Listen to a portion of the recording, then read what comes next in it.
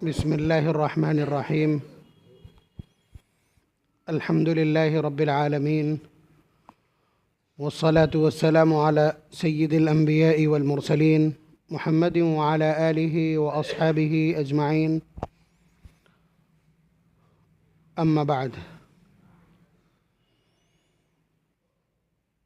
अऊज़ु बिल्लाहि मिनश शैतानिर रजीम। बिस्मिल्लाहिर रहमानिर रहीम। फसब्बिह बिहम्दि रब्बिका व कुम मिनस साजिदीन वअबुद रब्बका हत्ता यअतियकल यकीन। वक़ाल अन्नबिय्यु सल्लल्लाहु अलैहि वसल्लम इय्याका वत्तनअ्उम फ़इन्न इबादल्लाहि लैसू बिलमुतनअ्इमीन।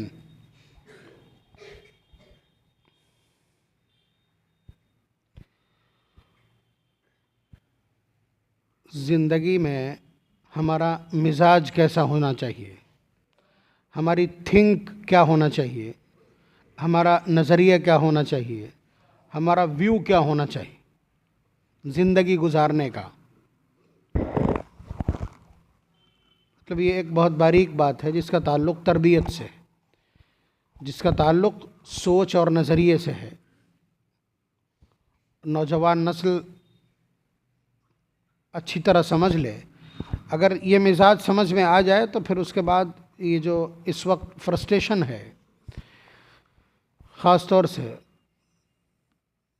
लेकिन मसला ये है कि मर्द तो बहुत आसानी से इसको समझ सकते हैं, ख़वातीन तक इस मज़मून को पहुंचाना एक बड़ा काम है।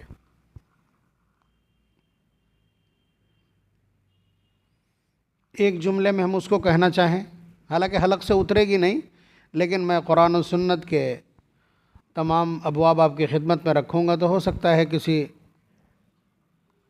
संजीदा दिल के दिमाग में रह जाए ये बात। हम ज़िंदगी को क्या समझते हैं? इंजॉयमेंट, मस्ती का सामान, ऐशो इशरत की मुद्दत। 4 साल की उम्र से माँ और बाप दोनों ख्वाब बुनना शुरू कर देते हैं बच्चे के कि बेटा मेहनत से पढ़ना, हमने तुम्हें महंगे इंग्लिश मीडियम स्कूल में Saint Paul, Saint George, Saint John's, Anthony, इनमें तुम्हें दाखिल कराया है ताकि तुम फर्राटे से इंग्लिश बोलो और फिर तुम्हारी बड़ी सी और ऊंची सी नौकरी लग जाए और फिर तुम्हारी बड़ी सी तनख्वाह हो और तुम्हारे पोर्च में गाड़ी हो और तुम्हारे रहने के लिए बंगला और कोठी हो। यहाँ से तो ज़िंदगी का आगाज़ है, खेल ख़त्म कर दिया हमने। वहीं दीन का और दीनदारी का गला घोंट दिया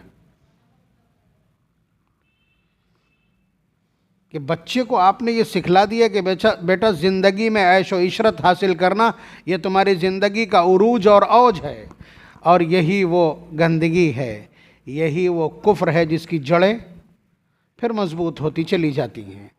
ये दुनिया किसके मस्ती के लिए है, ये दुनिया किसकी ऐशो इशरत के लिए है, ये तो क्लियर कर लें। पहले ये क्लियर कर लें कि ये दुनिया किसकी ऐशो मस्ती के लिए है, किसके मज़े के लिए है, किसके आराम और राहत के लिए है।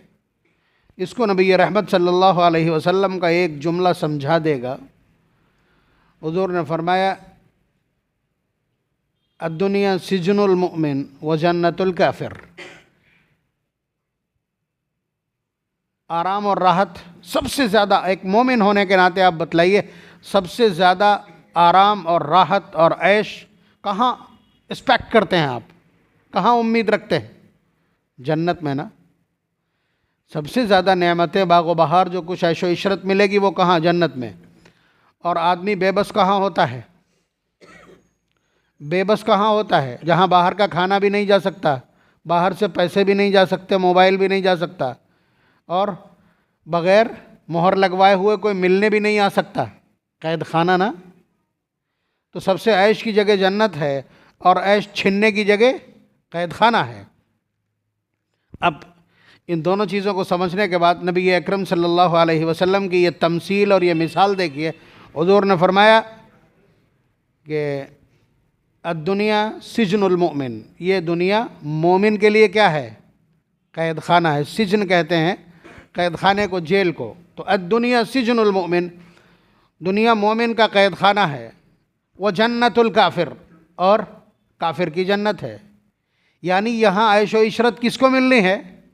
मतलब इतना साफ और दो टोक इरशाद आ जाने के बाद अगर नजरियात पे फर्क नहीं पड़ता तो खुदा की कसम दिल में ईमान नहीं है। मैं ये जुमले बोल करके आपसे नहीं कह रहा हूँ कि आप पेट पे पत्थर बांध के घूमिए, लेकिन मेरी ये बात समझ लेने के बाद ये आपाधापी ख़त्म हो जाएगी।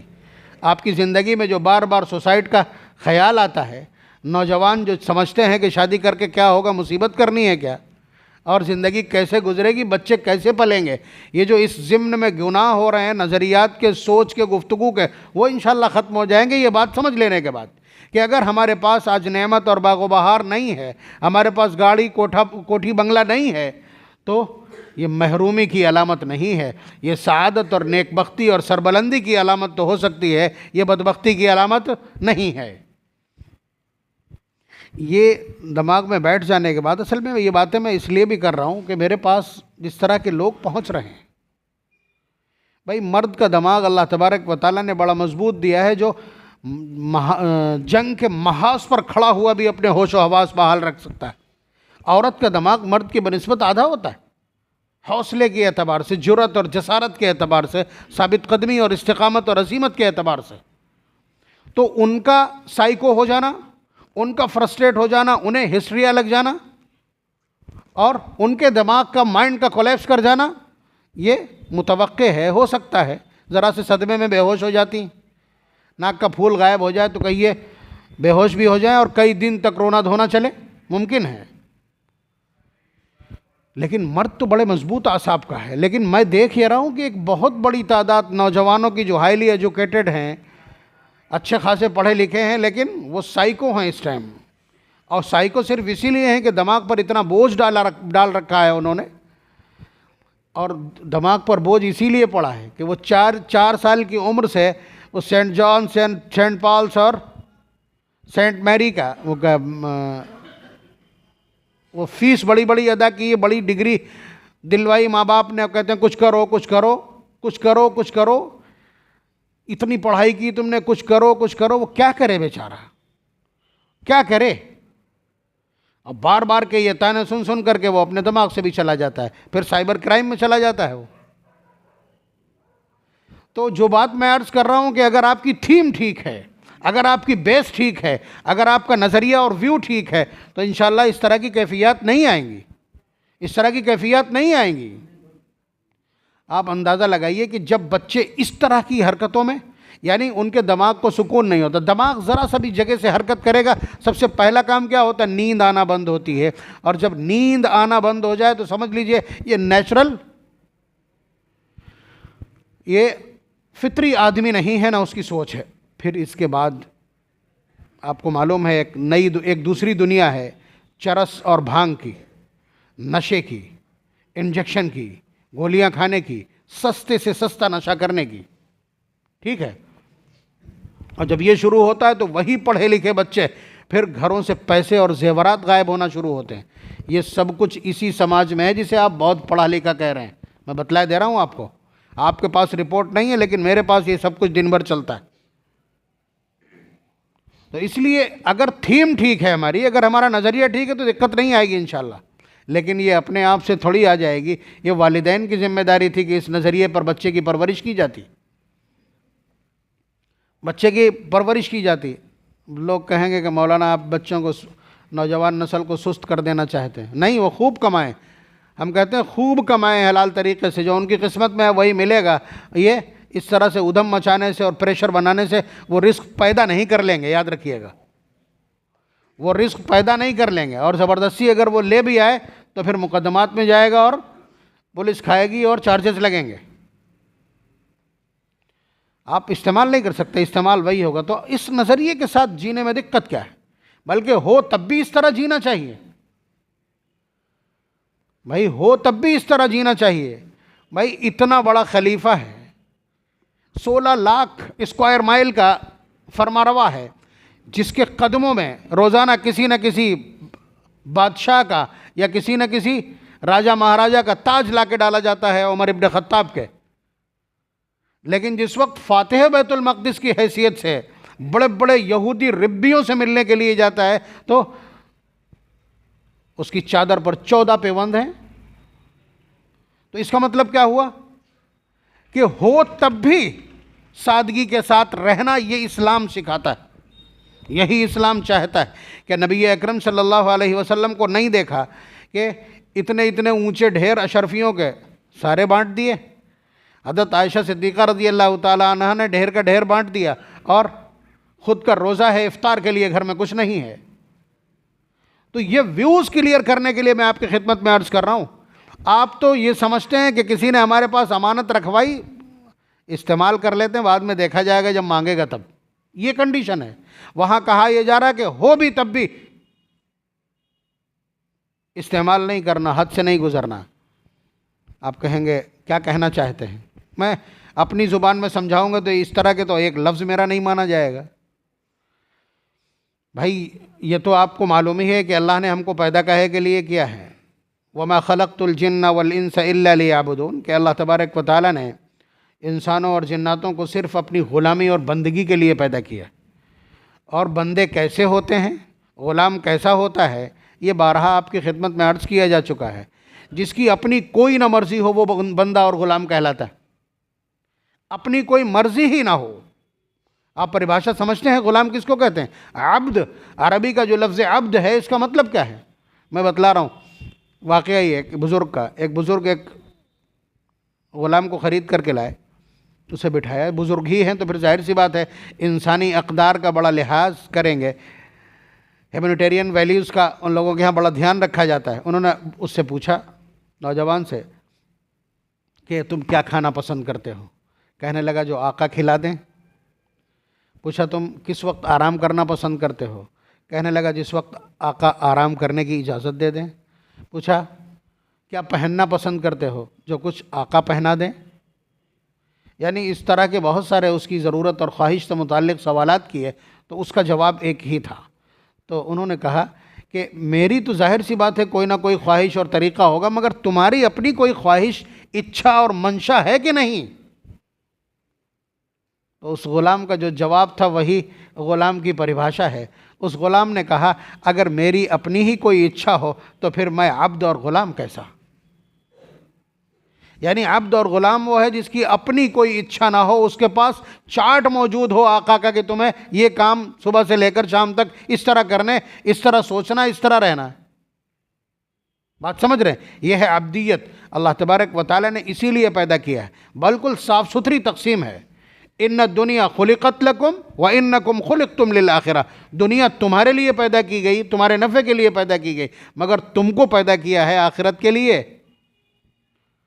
बात समझ रहे हैं? बिल्कुल क्लियर व्यू है, लेकिन हमारी ज़िंदगी में इसका कोई असर दिखता नहीं है। इसलिए रिमाइंडर कभी कभी लगाना पड़ता है और इस तरह की बातें करना पड़ती हैं जो आपको लगता है ये देवमालाई है, ये हमारी ज़िंदगी से बाहर के किस्से और कहानियाँ और नज़रियात हैं।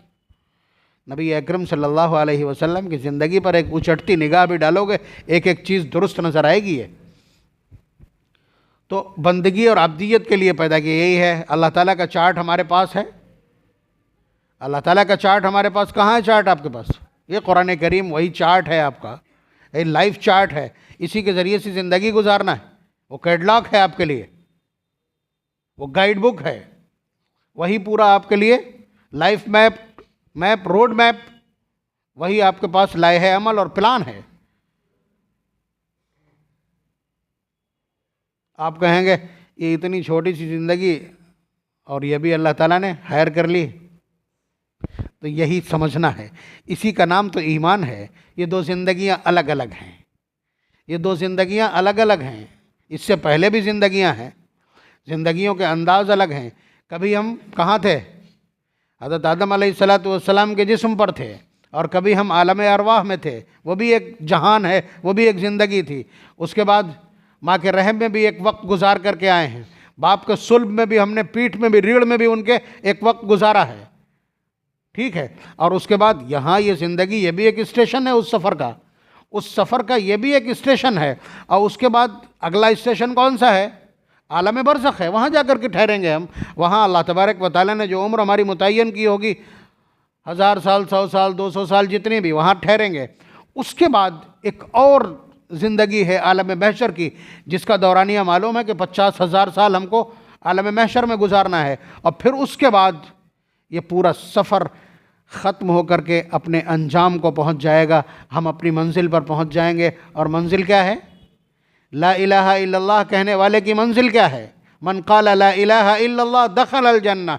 जिस शख्स ने ला इलाहा इल्लल्लाह के तकाज़ों को पूरा किया, उसकी बर्थ कन्फर्म है, उसका प्लाट अलॉटेड है। कहाँ? जन्नत में। ये अल्लाह तबारक व तआला का एक निज़ाम है, जिसे कुरान करीम बड़ी क़ुव्वत के साथ पूरी ज़िंदगी को बयान करता है। अब ये फ़ैसला होगा कि आपने दुनिया में कितनी मशक्क़त बर्दाश्त की है। देखिए, बहुत दो टोक। हमारा क्या मकसद और मंशूर है? यार, ज़िंदगी अच्छी होनी चाहिए भाई, पैसे आने का रास्ता एकदम पुख्ता होना चाहिए, ज़िंदगी में कोई दिक्कत ना आए, आराम से रहने का, आराम से रहने का सारा निज़ाम हो, अच्छा घर हो और अच्छा घर का साजो सामान हो, ऐशो इशरत का, उसके अलावा खाने पीने का। यानी ये सब चीज़ हमारे ख्वाब का हिस्सा है, और ये आप पा ही लेना चाहते हैं, और जिसके पास ये है उस पर आप रश्क करते हैं। मैं कहता हूँ ये पूरा का पूरा सिस्टम गलत है। जायज़ हो सकता है, मगर नबी के मंशूर से मेल नहीं खाता बिल्कुल भी। और इसको टारगेट करके फिर उसके बाद आप अपनी राह चलते हैं, अल्लाह और उसके रसूल का तरीक़ा छोड़ते हैं, तो ये गुनाह पर गुनाह है।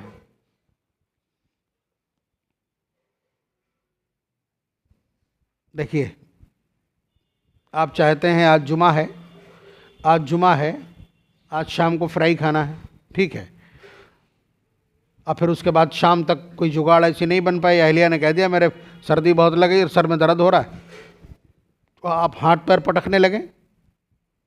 बल्कि ऐसे प्लान बना के आपको ख़ुद कैंसिल करना चाहिए, ये नबी की ख्वाहिश है। देखिए, एक लफ्ज़ इस्तेमाल होता है इसराफ़। इसराफ़ के माना फजूल खर्ची, ज़रूरत से ज़ायद किसी चीज़ का इस्तेमाल करना, ये फजूल खर्ची। अगर 4 बार आप मुँह धोते हैं तो ये चौथी बार जो आपने पानी बहाया ये इसराफ़ है। और अल्लाह ताला का खुला ऐलान, इन्नल्लाह ला युहिब्बुल मुसरिफ़ीन, अल्लाह ताला किसी इसराफ़ करने वाले को पसंद नहीं करते। इन्नल मुबज़्ज़िरीन कानू इख़वान अश-शयातीन, ये फजूल खर्ची करने वाले शैतान के भाई हैं, ये कुरान कहता है। तो अगर आपने कोई प्लान बनाया, आप आए भूसा मंडी गली में कि पाए ख़रीदेंगे, मालूम ये हुआ कि पाए बिक गए, अब हाथ पैर पटक रहे हैं। आप खुशी मनाइए कि जो ख्वाहिश मैंने की थी वो ख्वाहिश मेरी आज चल नहीं सकी, इसलिए कि जो आपकी ख्वाहिश हो वो आप खा लें, ये इसराफ़ है। आपकी जो ख्वाहिश, बहुत अजीब बातें हैं, हमारी ज़िंदगी एक नई पटरी पे है। मैं रिवायत, इब्न माजा की रिवायत है, इन्न मिनल इसराफ़ि अन ताकुल कुल्ल मश्तहैत, ऑन रिकॉर्ड हुआ। आपको तो बहुत अचंभित कर देने वाले ये जुमले। ये भी इसराफ़ है कि आप हर उस चीज़ को खा लें, इस्तेमाल कर लें, बरत लें जिसको आप चाहते हैं, यानी अपने प्रोग्राम को तोड़ देना चाहिए। ये अब्दियत है। बात समझ रहे हैं? अब आप देखिए, आपका घर में सब कुछ भरा हुआ है, सब कुछ भरा हुआ है, आप रोज़ाना खाते हैं। किसी ने कहा कि पीर और जुमे का रोज़ा नबी अकरम सल्लल्लाहु अलैहि वसल्लम रखा करते थे, या अय्याम बीस के रखा करते थे। आपके दिल ने माने नहीं, अरे यार रमज़ान में रखेंगे, रखते तो हैं रमज़ान में। ये अब्दियत नहीं है, यही अब्दियत नहीं है, ये अब्दियत नहीं। आपको लगता है कि चाय कैसे पिएंगे दिन भर, अपने इस पूरे निज़ाम को सब कुछ मौजूद होते हुए उसको न इस्तेमाल करना, यही तो अब्दियत है, यही बंदगी है, यही ग़ुलामी है। सुनिए नबी अकरम सल्लल्लाहु अलैहि वसल्लम का इरशाद गिरामी, अगर आप आज चाहते हैं कि मेरे घर में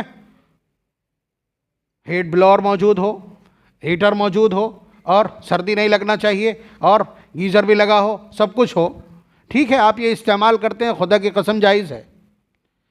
लेकिन अगर इस पर शुक्र अदा नहीं करते तो यही वबाल बन जाएगा, ये भी तय है। बात समझ रहे हैं? लेकिन अगर आप इन सब चीज़ों को छोड़ करके और आप सक्षम हैं और इस्तेमाल नहीं करते,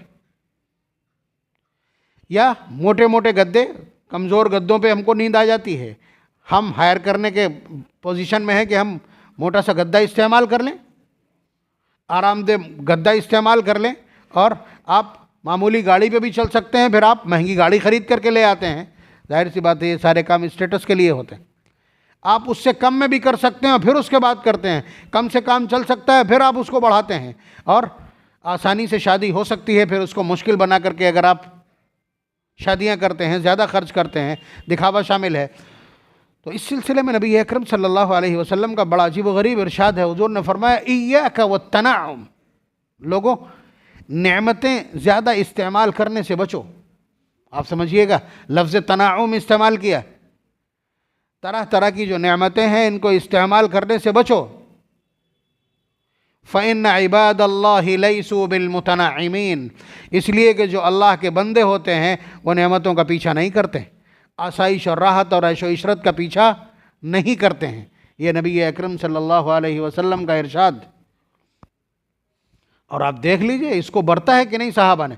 हज़रत उमर रज़ी अल्लाह तआला अन्हु की बात कर रहा हूँ, फतूहात का दौर है, किसरा का, कैसर का भी ताज ला करके कदमों में डाला गया। 1 क्विंटल 2.5 मन उसका वज़न था। दुनिया का, आधी दुनिया का फरमारवा था। उस वक्त का मौजूद कोई कीमती हीरा ख़जाने का ऐसा नहीं जो टका ना हो। लेकिन किसी की हिम्मत नहीं थी कि हज़रत उमर रज़ी अल्लाह तआला अन्हु जो खाना खाते हैं वो खाना खा ले, सूखी रोटी जिसे बहुत देर तक चबा करके तोड़ना पड़ता था। कोई अगर बाहर से सफ़ीर और एलची आ जाता था तो दस्तरखान से उठ के भाग जाया करता था। और बाकायदा उस दौर में भी हज़रत उमर रज़ी अल्लाह तआला अन्हु अपने गवर्नरों के दस्तरखान पे लाइव छापा मरवाते हैं। मिस्र के गवर्नर के दस्तरखान पर जब छापा मरवाया है तो 2 तरह का सालन मौजूद था, इसकी वजह से कोर्ट मार्शल कर दिया, गवर्नरी से मासूल कर दिया। आप कहते हैं है तो इस्तेमाल करेंगे नहीं क्या? ये मैं आपको कोई किस्से नहीं सुना रहा हूं, ये सहाबा ने हुजूर के जाने के बाद भी बरता है इस पूरी सूरत हाल को। मसलन हज़रत अबू हुरैरा रज़ी अल्लाह तआला अन्हु इरशाद फरमाते हैं कि मैं जा रहा था, कुछ लोग पार्टी कर रहे थे, अब पूरी उन्होंने बकरी भून ली थी। अब बताइए, बकरी भुनी हुई हो तो मुंह से पानी छूट जाएगा इस वक्त भी। और वो अबू हुरैरा जो हफ्तों फाके से रहा है, बेहोश हो जाया करता था। अबू हुरैरा को जब शातन मुस्लियतन अल्फाज हैं रिवायत के, जब उन्होंने बुलाया तो हज़रत अबू हुरैरा रज़ी अल्लाह तआला अन्हु क्या करना चाहिए था? बिस्मिल्लाह करके शुरू हो जाना चाहिए था, या कह देते बारकल्लाह। बात समझ रहे हैं आप? कह देते बारकल्लाह। आपको मेरी इन बातों में अगर बेवज़नी लगती हो तो मैं उसको उसी से मुदल्लल कर रहा हूँ रिवायत से। यह भी इब्न माजा की रिवायत है, बल्कि इसको तमाम सिहा ने नकल किया। अबवाबुल अतैमा, अबवाबुल अशरिबा का ये क्या नाम है, टुकड़ा है। तो हज़रत अबू हुरैरा रज़ी अल्लाह तआला अन्हु वहीं रोने लगे बुरी तरह से। उनके बुलाने पर ना तो आए, ना बारकल्लाह कहा, बल्कि रोना धोना शुरू कर दिया। तो किसी ने पूछा क्यों रो रहे हैं, क्यों रो रहे हैं? तो जवाब क्या था कि नबी अकरम सल्लल्लाहु अलैहि वसल्लम इस दुनिया से इस हाल में तशरीफ़ ले गए कि कभी 2 वक्त जौ की रोटी नसीब नहीं हुई, और अबू हुरैरा ये भुनी हुई बकरी खाएगा और फिर कहलाएगा इमामुल अंबिया का शागिर्द। ये बातें मैं इसलिए नहीं अर्ज़ कर रहा हूँ कि आज से आप खाना छोड़ दें और भूसा ख़रीद लें, वो खाना शुरू कर दें, ये मतलब नहीं है। लेकिन हमारी ये नौजवान नस्ल जो झुलस रही है इसमें कि हम कुछ कर नहीं पा रहे हैं, वालिदैन दबाव बना रहे हैं कि हमने तुम्हें इतना पढ़ाया, तुम कर क्या रहे हो, वो सुसाइड करने की कंडीशन में घूम रहे हैं। अगर औलाद को ये नज़रिया दे दें कि बेटा हमने तुमको पढ़ाया था ताकि तुम्हारे अंदर जीने का सलीका आ जाए, अहलियत और काबिलियत आ जाए, अगर मुलाज़मत का नंबर आए तो तुम किसी भी सीट पर बैठ करके काम कर सको, रिस्क उतना ही मिलेगा जितना अल्लाह तबारक व तआला ने मुकद्दर किया है। तुम कोशिश करते रहो, हम दुआ कर रहे हैं, अल्लाह तबारक व तआला ने पैदा किया है तो वो रिस्क के असबाब भी इनायत करेगा। ये जुमले कहने में क्या दिक्कत है? लेकिन कोई माँ ये जुमले कहने को तैयार नहीं है। उसको काउंटर करने के लिए मैंने ये मजमून आपकी खिदमत में अर्ज़ किया। बहुत इनबैलेंस और बहुत ज़्यादा साइको नई नस्ल, किसी भी नौजवान का दिमाग सलामत नहीं, जिससे भी बात करो अजीब तरह की बातचीत है और तावीज़ खानों में भीड़ है। माँ कहती तेरी रोज़ी किसी ने बंधवा दी, यानी जो रहा बचा उसके पास ईमान था वो भी रुखसत कि रोज़ी भी कोई बांध सकता है। अल्लाह ताला कहते हैं इन्नल्लाह हुवर रज़्ज़ाक़ ज़ुल क़ुव्वतिल मतीन, वो अल्लाह की ज़ात है जो रिस्क को पैदा करने वाली भी है और बंदों तक उसको पहुँचाने वाली भी है। रहा बचा पढ़ा करके स्कूल कॉलेज में, और जब खातिर ख्वाह उसको अपॉइंटमेंट नहीं मिला तो उसके बाद ये और शोशा छोड़ करके उसको बिल्कुल ज़ीरो कर दिया, धकेल दिया कुफ्र के जहान में। तो ये चीज़ें चल रही हैं, मैं इन्हें सुनता हूँ, मैं इन्हें देख रहा हूँ, और अगर इसका तज्जिया नहीं किया जाएगा ईमान कहाँ, ईमान भी चला जाएगा। और जो आखिरत की आसाइश, यहाँ तो परेशान हो ही रहा कि वो 25 साल तक बस्टर्ड होता रहा, स्कूल कॉलेज अटेंड करता रहा, और उसके बाद जब फल तोड़ने का मौसम आया तो फिर ये सूरत हाल। और अगर इन परेशानियों के इवज़ में जन्नत भी मिलना हो तो वो अम्मा ने ख़त्म करवा दी तावीज़ बनवा के, और तावीज़ पर जाकर के इस तरह की बकवास करके। इसलिए याद रखिए, अल्लाह तबारक व तआला ने पैदा किया है, रोज़ी वो इनायत करेंगे। हमारा काम काबिलियत, तालीम, तरबियत सब कुछ हासिल करना है, लेकिन आप अल्लाह तबारक व तआला के उस शिकंजे से बाहर नहीं है। मनमानी करके आप IPS और IAS नहीं बन जाएंगे, ये अल्लाह तबारक व तआला की इनायत से चलता है। इसलिए जिस राह पे भी जाना हो अल्लाह तबारक व तआला को साथ लेके चलो, यानी मौला तेरे बग़ैर मेरी एक लम्हे की ज़िंदगी नहीं ना मुझे चाहिए। इस तरह से जब आप चलेंगे तो फिर अब्दियत भी सलामत और ज़िंदा रहेगी, ईमान भी सलामत रहेगा, अल्लाह तबारक व तआला की ताईद और उनका हाथ भी सर पे रहेगा। अल्लाह तबारक व तआला हम सबको अच्छी सोच इनायत फरमाए, अब्दियत और बंदगी और ग़ुलामी का और मकसद तख्लीक़ को समझने का हुनर इनायत फरमाए। व आखिरु दावाना अनिल हम्दुलिल्लाहि रब्बिल आलमीन।